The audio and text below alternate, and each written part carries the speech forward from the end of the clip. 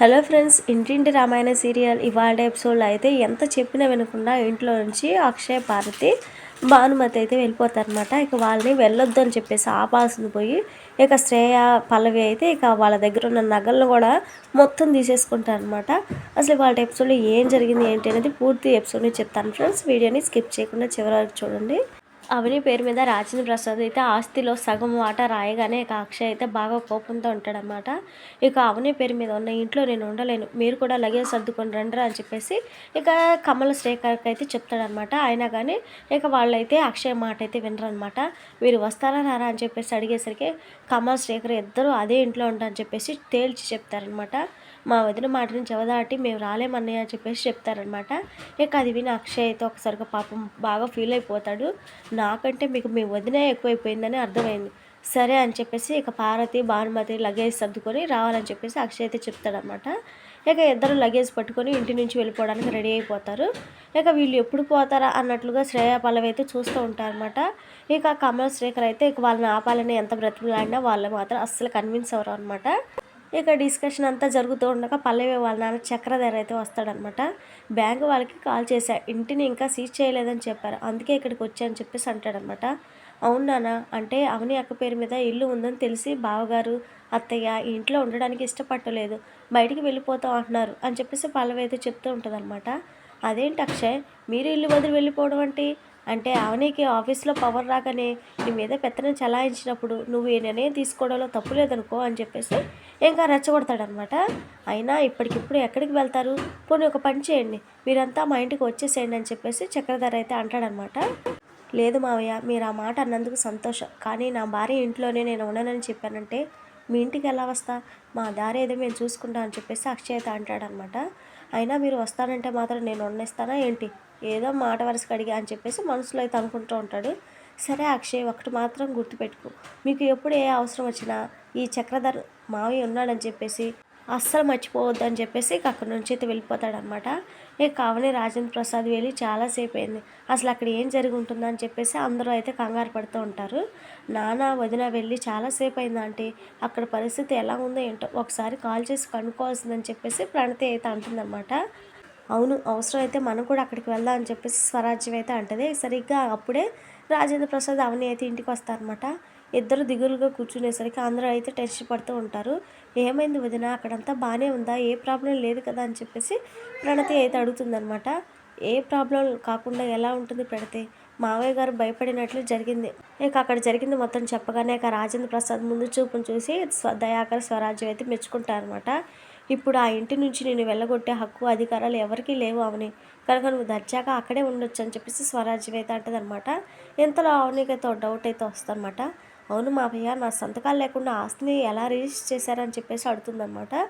ఇక రాజేంద్ర ప్రసాద్ అయితే ఆస్తిలో సగం మాట నీకు రాస్తానని చెప్తే నువ్వు వద్దంటావు, అందుకే నీకు చెప్పకుండా చేశా అమ్మా, ఆఫీసులో నీకు ఉద్యోగం ఇచ్చే టైంలో ఖాళీ పేపర్లపై నీ సంతకాలు పెట్టించా, వాటితో ఈ డాక్యుమెంట్స్ రిజిస్టర్ చేయించా అని చెప్పేసి రాజేంద్ర ప్రసాద్ అయితే చెప్తాడనమాట.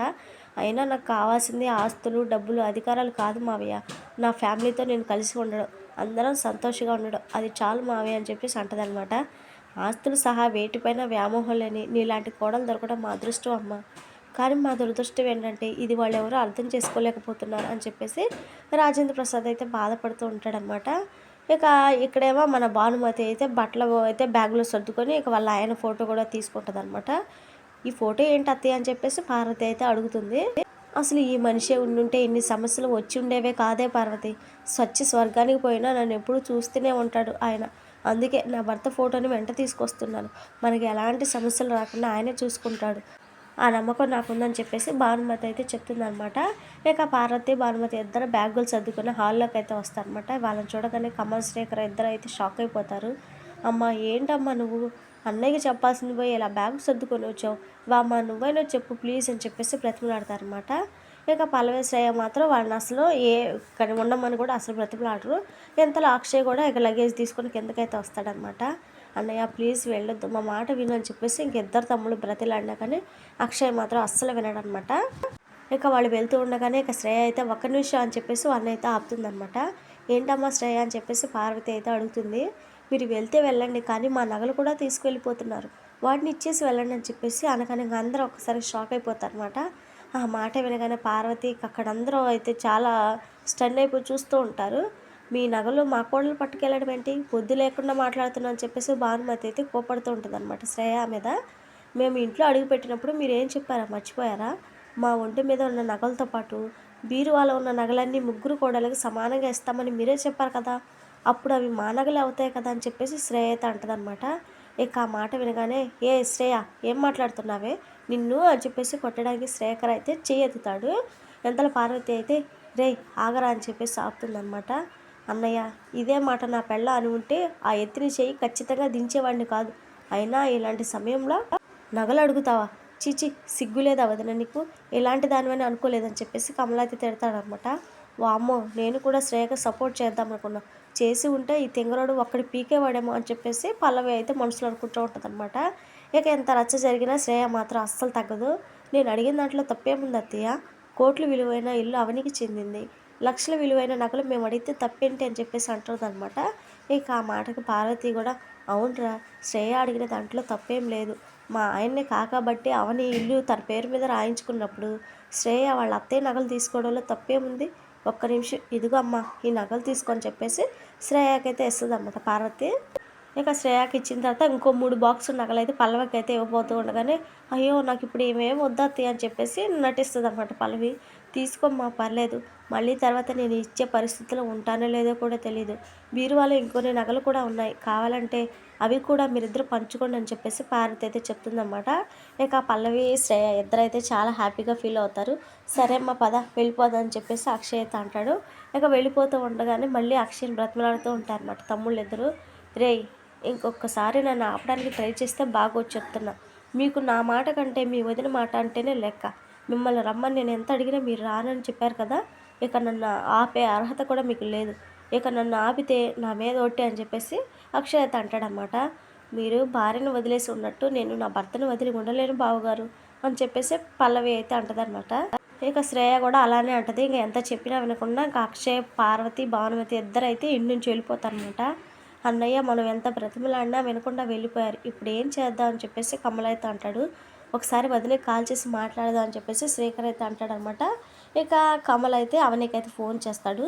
హలో కన్య, ఏమైంది, అక్కడ అందరూ బాగానే ఉన్నారు కదా, బ్యాంక్ వాళ్ళు ఇల్లు జప్తు చేయడానికి వచ్చారని అత్తయ్య బామ్మ ఆయన టెన్షన్ పడుతున్నారా, ఏం భయపడొద్దని ధైర్యం చెప్పు అని చెప్పేసి అవని అయితే మాట్లాడుతూ ఉంటుంది. మన కంపెనీకి ఇలా అయ్యిందని, ఆస్తులు పోయాయని ఏం టెన్షన్ పడొద్దని చెప్పు కన్నయ్య, సమస్యలు అనేవి వస్తుంటాయి పోతుంటాయి, అవి శాశ్వతం కాదు, త్వరలోనే మనమంతా కలిసి సంతోషంగా ఉంటాం, అత్తయ్య ఆయన బామ్మకి నువ్వు శ్రీకర్కి ధైర్యం చెప్పాలి, ఏం మాట్లాడేవేంటి కన్నయ్య, హలో అని చెప్పేసి అవని అయితే మాట్లాడుతూనే ఉంటుంది. కానీ కమలం మాత్రం ఒక్క మాట కూడా మాట్లాడనమాట.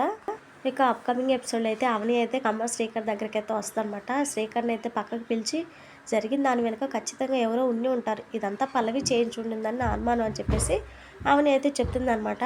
సాక్ష్యాధారాలతో సహా తెలుసుకునే పనిలో ఉంటాను వదిన అని చెప్పేసి శ్రీకర్ అయితే అంటాడు. నీ మీద పల్లవికి ఎలాంటి అనుమానం రాకుండా చూసుకో, ఏమాత్రం డౌట్ వచ్చినా తను దొరకకుండా చాలా జాగ్రత్త పడుతుంది అని చెప్పేసి అవని అయితే చెప్తుందనమాట. నేను పల్లవి పాయింట్ ఆఫ్ వ్యూలోనే ఇన్వెస్టిగేషన్ మొదలు పెడతాను వదిన అని చెప్పేసి శ్రీకర్ అయితే చెప్తాడనమాట.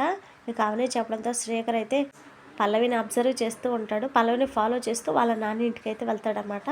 ఇక అప్పటికే లోపల ఇద్దరు అయితే జరిగిన విషయాల గురించి మాట్లాడుకుంటూ ఉంటారు.